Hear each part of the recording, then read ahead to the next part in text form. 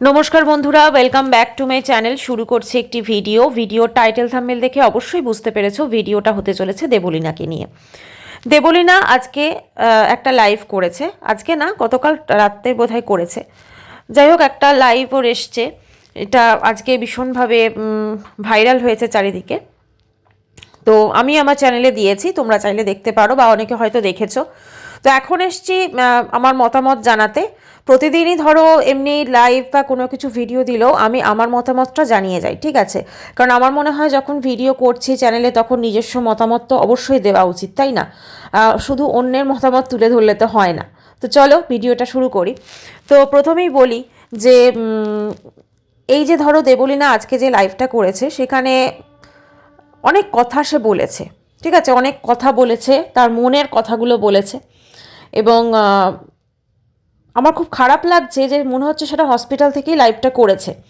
তো এরকম ওর শরীরের অবস্থা, সেখানে ওকে ডাক্তারবাবু বারণ করেছিল মোবাইলটা ওকে না দিতে, তো কেন তার বাড়ির লোক মোবাইলটা ওকে দিয়েছে? এটা একটা সবথেকে বড় আমার মনে প্রশ্ন জেগেছে।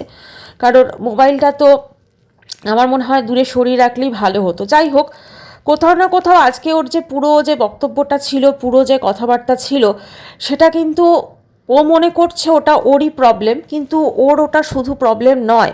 ওর মতো আরও অনেক মেয়ের কিন্তু সেম প্রবলেম ফেস করছে, ঠিক আছে? দেখো, ব্যাপারটা হচ্ছে যেটা বুঝলাম ওর কথাবার্তা শুনে, যে কোথাও না কোথাও যেটা হয় আর কি নর্মালি, একমাত্র ছেলে, তো শাশুড়ি ইন্টারফারেন্সটা প্রচণ্ড বেশি।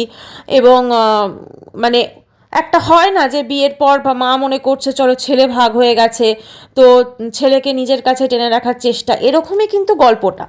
কিন্তু ব্যাপারটা হচ্ছে এখানে যেটা হলো, যেহেতু দেবলীনা একজন মানে সেলিব্রিটি বলা যেতে পারে, তো সেক্ষেত্রে ওর এই যে জিনিসটা, এটা বাইরে আসাতে না, মানে ওর ইমেজটাও কিন্তু অনেক ক্ষেত্রে আমার মনে হয় ধাক্কা খেলো। কারণ দেখো, ও তো অবশ্যই ওর হাজব্যান্ডের ইমেজটাও তো যথেষ্ট মানে খারাপ হয়েছে, কারণ ওর হাজব্যান্ডকে যেভাবে বিভিন্নভাবে মানে তাকে ভূষিত করা হয়েছে সেটা আমরা প্রত্যেকে দেখেছি। যদিও সে কিন্তু কোনো মুখ খোলেনি, তার তরফ থেকে কোনো রকম সে রিয়াকশন দেয়নি। দেখো, আমার যেটা ধারণা সে কোনো রিয়াকশন দেবেও না, কারণ সে একজন পাইলট, তার নিজস্ব কর্মজগৎ আছে এবং সে কিন্তু মানে সোশ্যাল মিডিয়াতে অতটা স্বচ্ছন্দ নয়, এটাই হচ্ছে মেন কথা। আর এখানে যে ব্যাপারগুলো দেবলীনা বলল, যে কথাগুলো বলল, সেগুলো কিন্তু খুবই সাধারণ কথাবার্তা। মানে এইগুলো কিন্তু যে শুধু দেবলীনা মনে করছে ওকে ফেস করতে হচ্ছে তা কিন্তু নয়, এটা কিন্তু আরও হাজার হাজার মেয়েকে কিন্তু সেরকম জিনিস ফেস করতে হচ্ছে। মানে এই যে ব্যাপারটা ধরো শুরু থেকেই যেগুলো বলল, গয়নাকাটি নিয়ে বলল, হ্যাঁ একটা জিনিস অবশ্যই বলা উচিত, সেটা হচ্ছে ওর বিয়ের যে রেজিস্ট্রেশন সেটা কেন হয়নি, এইটা কিন্তু অবশ্যই বলার জায়গা। কারণ দেখো, নর্মালি কি হয়, প্রথমেই হয়তো রেজিস্ট্রেশন হয়, তারপরে হয়তো সামাজিক মতে বিয়ে হয়, এরকমই তো বিয়ে হয় ধরো। তো সেক্ষেত্রে রেজিস্ট্রেশনটা হলো না, অথচ সামাজিক মতে বিয়ে হয়ে গেল। যদিও সামাজিক মতে বিয়ে হলেও সেটাকেও ধরো কোর্টে গিয়ে সেটাকেও প্রমাণ করা যায় ছবি টবি দিয়ে, কিন্তু তা হলেও একটা রেজিস্ট্রেশন তো অবশ্যই করতে হবে, তাই না? তো সেইটা কেন তার শ্বশুরবাড়ির লোক করাচ্ছে না, এইটা অবশ্যই একটা অভিযোগের জায়গা। এছাড়াও ওর প্রবাহর বিরুদ্ধে যে অভিযোগগুলো রয়েছে, সেগুলো যে কথাগুলো বলছে ধরো, সেগুলো কিন্তু খুব সাধারণই ব্যাপার, এগুলো কিন্তু ওকে একা ফেস করতে হয় না, আরও অনেক মেয়েকে কিন্তু সেম জিনিস ফেস করতে হয়। আর একটা যেটাও বলছে যে ওকে ঘর থেকে বার করে দিয়েছিল অগাস্ট মাসে, তারপরও ও কিন্তু বিভিন্ন আছিলায় মানে হেলমেট নিতে বা বিভিন্ন মানে বাহানাতে ও কিন্তু যেত, যাতে ওখানে প্রবাহ মানে একটা জিনিস পরিষ্কার যে ও প্রবাহকে খুব ভালোবাসে বা প্রবাহকে ছাড়াও বাঁচবে না, সোজা কথা। প্রবাহকে প্রচণ্ড ভালোবাসে এবং আজকে যে লাইফটা ছিল এটাও কিন্তু একটা প্রবাহর জন্যই ছিল। সেদিনের লাইফটাও প্রবাহর জন্য ছিল, আজকের লাইফটাও কিন্তু প্রবাহর জন্যই ছিল, যাতে প্রবাহ এই লাইফটা দেখে এবং দেখার পর ওর সাথে দেবলীনার যেটা মনে হচ্ছে যে ওর সাথে হয়তো মানে ছুটে আসবে বা যোগাযোগ করবে। একটা কথা বলি, আমাদের না মানে বাস্তব জীবন আর ধরো যেটা আমরা মুভিতে দেখি, ঠিক আছে, মানে রিয়েল লাইফ আর রিয়েল লাইফের মধ্যে প্রচুর প্রচুর ডিফারেন্স আছে। মানে ধরো একটা আমরা মানে একটা নর্মাল লাইফ আমরা যেভাবে ধরো বাঁচছি, সেখানে আমরা যদি মনে করি যে একটা মানুষ হঠাৎ করে বদলে যাবে, তা কিন্তু হয় না, ঠিক আছে? কাজেই ও তো প্রবাহকে অনেক বেশি চেনে, কারণ যে যার সঙ্গে ঘর করে বা ঘর করেছে সে তাকে অনেক ভালো করে চেনে যে সে মানুষটা কীরকম। এখন আমার মনে হয় দেবলীনা নিজেকে একবার প্রশ্ন করা উচিত। ও যে বারবার বলছে যে আমি চাই প্রবাহ ফিরে আসুক বা প্রবাহ আমাকে মেসেজ, ও নিজেকে প্রশ্ন করুক সত্যিই কি প্রবাহ ওকে মেসেজ করবে। এবং ও কিন্তু নিজে খুব ভালো করে জানে, কারণ একদম যখন ও শুরুতে যে একটা ভিডিও আসে, যখন ও হসপিটালে বেডে শুয়েই বলে যে আমি প্রথমে ভাবলাম যে আমি প্রবাহকে একটা মেসেজ করি, তারপর ভাবলাম যে তার তো মেসেজে কোনো রিপ্লাই আসবে না। মানে ও নিজে কিন্তু জানে যে প্রবাহের কোনো রিপ্লাই আসবে না, প্রবাহর নেচার সেটা নয় যে ওকে রিপ্লাই করবে। তাহলে ও কেন সেই জিনিসটা আশা করছে, তাই না? সেই জিনিসটা কেন আশা করছে? আচ্ছা, অনেকেই ওকে বলেছে যে তুমি ডিভোর্স দিয়ে দাও, তুমি মানে প্রবাহকে ডিভোর্স দিয়ে দাও, ছেড়ে দাও। ও যেটা বলছে যে আমি প্রবাহকে প্রচণ্ড ভালোবাসি, আর সেই ভালোবাসার জন্য আমি ওর সঙ্গে থাকতে চাই, সংসার করতে চাই। খুব ভালো কথা, কিন্তু তাহলে এই যে সোশ্যাল মিডিয়াতে আজকে ও যে ভিডিওটা ধরো করেছে, যেটা লাইভ ধরো, যেখানে শ্বশুর শাশুড়ি এবং প্রবাহ তিনজনেরই তো মোটামুটি একটা বদনাম করা হয়েছে। ধরো দেখো, ওরা খারাপ কি ভালো সেটা দেবলীনা জানে, আমরা কিন্তু কোনো রকম কেউ জানি না। আমাদেরকে দেবলীনা বা ওর বাড়ির লোক যেটা বলছে আমরা সেটা শুনছি, আমরা কিন্তু অপোজিট সাইডেরটা এখনও শুনিনি। তবে হ্যাঁ, কিছু তো অবশ্যই গড়বড় আছে, না হলে রেজিস্ট্রেশনটা হলো না, এটা কিভাবে একটা পসিবল, তাই না? এত বড় একটা শিক্ষিত ফ্যামিলি, সেখানে হাজবেন্ড যথেষ্ট শিক্ষিত, শ্বশুর শাশুড়ি নিশ্চয়ই শিক্ষিত, তো সেখানে তারা একটা মানে তার ছেলের বিয়ে রেজিস্ট্রেশন করলেন না, এটা আবার কীরকম ধরনের? তো সেইটা অবশ্যই একটা অবাক লাগছে। এবং দেবলীনা আজকে যে কথাগুলো বলছিল যে ওর শাশুড়ি ওকে যে আশীর্বাদ করে যে গয়নাটা দিয়েছিল, প্লাস যে জুয়েলারিগুলো আরও পড়েছিল যেটা ওদের তরফে, সেগুলো দিয়েও হার বানিয়ে সেটাও শাশুড়ি রেখে দিয়েছে। এই জিনিসগুলো না অনেক মেয়েকেই কিন্তু ফেস করতে হয়, ঠিক সেম জিনিস।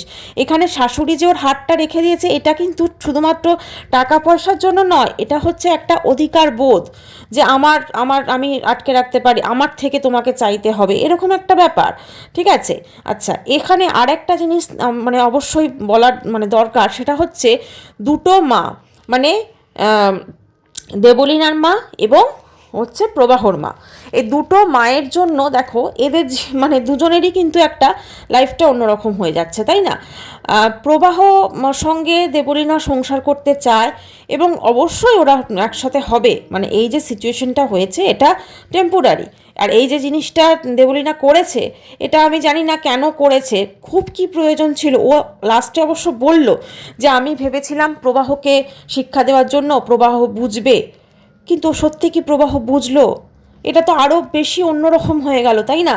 এখন দেখো, যদি দেবলীনাকে ওরা ধরো মেনে নেয় বা ধরো দেবলীনা ফিরে যায়, ওরাও তো একটা মানে তার আগে ভাববে যে বাবা আমাদের এখানে যদি দেবলীনা এরকম কোনো একটা কিছু করে নেয়, ঘুমের ওষুধ খেয়ে নেয়, তখন তো আমরা ফেসে যাব না, ও শ্বশুরবাড়ির লোক স্বাভাবিক ভাববে। তো এই জিনিসটা অবশ্যই একটু ভাবতে হবে। সবসময় দেখবে একটা কথা বলে যে ভাবিয়া করিও কাজ, করিও ভাবিও না, এরকম যে কথাটা আছে, কথাটা কিন্তু খুব একটা ভুল নয়। আজকে দেবলীনার লাইফে এতটা সমস্যা ছিল, এতটা ছিল যে ওকে এইরকম একটা আত্মহননের মতো একটা পথ বেছে নিতে হলো, মানে করতে তো গেছিলো না অ্যাটেম্প, তো সেটাকে বেছে নিতে হলো। এবং তার জন্য ও যেটা বলছে, আমি অনেক দিন ধরেই ভাবছি মরবো, তো মরার জন্য আমি প্রেসক্রিপশনে মানে এরকম ওষুধের আমি বারবার করে বিভিন্ন দোকান থেকে কিনেছি। আচ্ছা, তোমরা তো এরকম একটা সোশ্যাল মিডিয়া জায়গায় আছো, ব্লগ করো, তোমরা তো একটা ইনফ্লুয়েন্সার হচ্ছ, তো তোমরা সোশ্যাল মিডিয়াতে এই যে ধরনের তুমি কথাটা বললে, যেমন ধরো মেডিসিনটা নিয়ে তুমি বিভিন্ন যে দোকানে ঘুরেছো, এই যে বুদ্ধিটা ধরো যাদের মাথায় আসেনি, হ্যাঁ, ধরো যাদের মাথায় আসেনি এরকম তারা কোনো পদক্ষেপ নিতে চায়, যে তাহলে তো তারা তো এই জিনিসটাকে আবার করতে পারে, তাই না? তারা তো সেম জিনিস করতে পারে যে আমিও বিভিন্ন দোকানে যাব, এরকমভাবে প্রেসক্রিপশনটা দেখাবো এবং আমরা ওষুধ নেব এবং তারপরে আমরা নিজেকে শেষ করব। তো সেক্ষেত্রে তো তোমার একটু ভাবা উচিত ছিল যে আমি এই ধরনের জিনিস কেন সোশ্যাল মিডিয়ায় বলবো, কারণ যেগুলো ধরো অন্যরা দেখে তাদের ওপর একটা খারাপ এফেক্ট হতে পারে, তাই না? কারণ তোমাদের তো শুধুমাত্র তোমরা ভালো সিঙ্গার, শিল্পী সেটা তো নয়, সমাজের প্রতিও তো কিছুটা দায়বদ্ধতা থাকে না? আমাদের প্রত্যেকটা মানুষেরই তো সমাজের প্রতি কিছুটা দায়বদ্ধতা থাকে আমার মনে হয়, যাতে আমার জন্য অন্য কারোর কোনো ক্ষতি না হয়, সেইটা অবশ্যই ভাবা উচিত। আর আমার মনে হয় দেবলীনার মতো মানুষদের তো সেটা আরও বেশি করে ভাবা উচিত। তো একটাই বলবো যে দেবলীনা যে আজকে যে লাইফটা ছিল, সেখানে এবং সেদিনের লাইফটা তো শুধুমাত্র ওর প্রবাহর জন্য ছিল। সেখানে কিন্তু এতগুলো মানুষ যে মাঝখান থেকে শুনলো, এত মিডিয়া, এত ভিডিওস, এত কিছু, সেগুলোর কারুর জন্যে কিন্তু ছিল না।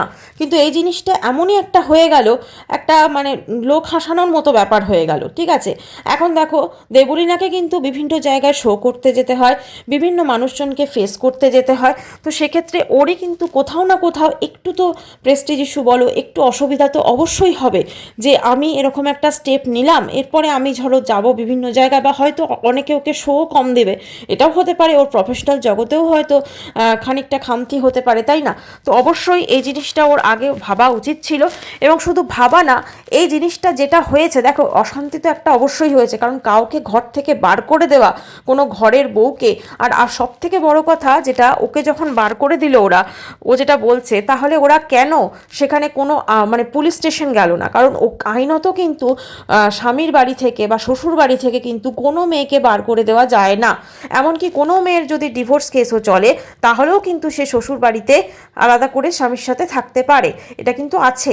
তো সেক্ষেত্রে ওকে বার করে দিল, আর ও আর দিদি চলে গেল, এবং ও বলছে যে আমার কাছে প্রমাণ আছে, আমি ভিডিও শ্যুট করেছি। ওই প্রমাণগুলো যখন লাগবে সেটা তো অনেক পরে, কিন্তু তার আগে ইনস্ট্যান্ট ও কেন কোনো রকম স্টেপ নিল না?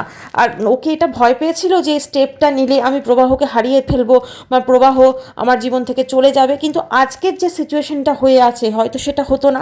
দেখো এদের আমি এটা জিনিসটা বলতেও চাইছি না, যদি এদের মানে ডিভোর্স অবধি এগোয়ও, এদের ডিভোর্স হবে না। তার কারণটা হচ্ছে এরা কিন্তু মিডিয়েশনে গিয়ে, যদি মিডিয়েটার থাকবেন, কারণ ডিভোর্সের আগে আমরা প্রত্যেকে জানি মিডিয়েশন হয়, যেখানে মধ্যস্থতা করার চেষ্টা করা হয় যাদের মধ্যে সম্ভাবনা আছে। আর সেখানে যদি একজন ডিভোর্স চায় আর একজন ডিভোর্স চায় না, তাহলে কিন্তু কোনোদিনই সেভাবে ডিভোর্স হয় না। আর কন্টেস্ট যেভাবে হয় সেটা প্রচুর টাইম লাগে। আর যেহেতু এখানে দেবলীনা প্রবাহর সঙ্গে সংসার করতে চায়, এবং সেখানে কিন্তু পরিষ্কার দেখা হবে যে কোথায় কি প্রবলেম আছে। এমনকি তাদের মানে যারা মা বাবা রয়েছেন তাদেরকেও, মানে যারা গার্জেন রয়েছেন তাদেরকেও ডাকা হবে, এবং সবাই মিলে কিন্তু আলোচনা করে একটা মধ্যস্থতা কিন্তু করা হবে। আর আমার তো মনে হয় দেবলীনার অবশ্যই, দেখো দেবলীনার মা, দিদি, বাবা যারা আছেন আর কি, তো সবাই, এবং প্রবাহরও বাকি যারা রয়েছেন মা বাবা, সবাই মিলে কিন্তু একসাথে বসে একটা আলোচনা করা উচিত যে কোথায় সমস্যা। কারণ তারা তো অবশ্যই জানতো যে এরকমভাবে আমার ঘরের বউ যে প্রফেশনে কাজ করে, সেখানে কিন্তু তাকে বিভিন্ন জায়গায় শোজ করতে যেতে হয়, এবং স্বভাবতই শোজগুলো যখন শেষ হয় রাত্রি হয়ে যায়, সন্ধেবেলা থেকে শুরু হয়, তো তার তো ফিরতে দেরি হবে, এটা খুব স্বাভাবিক একটা ব্যাপার। তো এখন কেন তাদের সমস্যা হচ্ছে, বা তো তাদের কি শুধু এটাই সমস্যা, নাকি অন্য কোনো সমস্যা আছে? যেমন দেবলীনা বলছে যে আমার মা ফোন করলেই প্রবাহর মুখটা অন্যরকম হয়ে যায়। ঠিক আছে, এটা অনেকের সমস্যা থাকে, তো সেটাও কেন সমস্যা, কি সমস্যা, তো কেন এরকম হয়, এই সব কিছু নিয়ে একটা আলোচনা করানো আমার মনে হয় অবশ্যই দরকার। এবং যারা এই মানে প্রবাহ এবং দেবলীনার ফ্যামিলির যারা রয়েছেন, তার থেকেও বেটার যদি কেউ থার্ড পার্সন থাকেন, তারা অবশ্যই চেষ্টা করুন দুটো ফ্যামিলিকে একসাথে বসিয়ে এইটাকে সর্ট আউট করা। কারণ এটা কিন্তু না হলে একটা সুন্দর সম্পর্ক, মানে দেবলীনা এবং প্রবাহ, আমরা তো এদেরকে দেখেছি, এরা ব্লগ করে, এবং এরা এত সুন্দর, ওদের কেমিস্ট্রি লাগতো, আমরা তো কোনোদিন ভাবতেই পারিনি যে আজকের এই দিনটা আসবে। ঠিক আছে, সত্যি কথা না, মাঝে মাঝে মনে হয় এই যে লোকে বলে নজর ইজ রিয়েল, কোথাও না কোথাও কি এটা নজর লেগে গেল ওদের সম্পর্ক, জানি না। তো যাই হোক, যা কিছুই লাগুক, এখন আমার যেটা মনে হয় সব থেকে আগে দুজনকে একসাথে বসিয়ে, কারণ কোথাও না কোথাও তো অবশ্যই প্রবাহ হয়তো ভাবছে যে না, আমাকে নিয়ে সোশ্যাল মিডিয়াতে এত কিছু আলোচনা করেছে, এমনকি এইটা পর্যন্ত উঠে এসেছে যে আমার আন্ডারওয়্যার, মানে প্রবাহর আন্ডারওয়্যার নাকি ওর বউ কিনে দেয় দেবলীনা, তো সেই জিনিসটা পর্যন্ত উঠে এসেছে। এমনকি এত আমাকে গিফট দেয় সেটা পর্যন্ত বলছে। তো সেই এত কিছুর পরে আমার মনে হয় না প্রবাহ নিজের থেকে কিন্তু এগিয়ে আসবে। তাই অবশ্যই প্রবাহকে আমার মনে হয় এদেরও চেষ্টা করা উচিত যাতে সব কিছু মিটমাট হয়, কারণ একটা সম্পর্ক না হলে কিন্তু শেষ হয়ে যাবে। কারণ দেবলীনা যেভাবে আজকে ভেঙে পড়েছিল, লাইফটার মধ্যে কান্নাকাটি করছিল, ওই লাইফটা যে অডিয়েন্সের জন্য ছিল না, ভিউয়ার্সদের জন্য ছিল না, বা সোশ্যাল মিডিয়াতে ছিল না, ওই লাইফটা ছিল শুধুমাত্র প্রবাহর জন্য। আর এইটা কিন্তু প্রবাহ জানি না বুঝতে পেরেছে কি না। যদি প্রবাহ বুঝতে পারে তো অবশ্যই ওর সাথে যোগাযোগ করুক এবং ফিরে আসুক, তার কারণ না হলে হয়তো একটা সুন্দর সম্পর্ক শেষ হয়ে যাবে। এবং হয় কি, যেটাও বলল যে আমি ভেবেছিলাম যে প্রবাহ ফিরে আসবে, প্রবাহ বুঝবে, কিন্তু প্রবাহ বুঝলো না। এই যে আক্ষেপটাও করছে, মানে এই এত কিছুও করেছিল, নিজেকে আমি শেষ করে দেবো, নিজেকে এই করে দেবো, কিন্তু আলটিমেটলি কিন্তু ও চেয়েছিল প্রবাহর কাছে শুধুমাত্র একটু ইম্পর্টেন্স।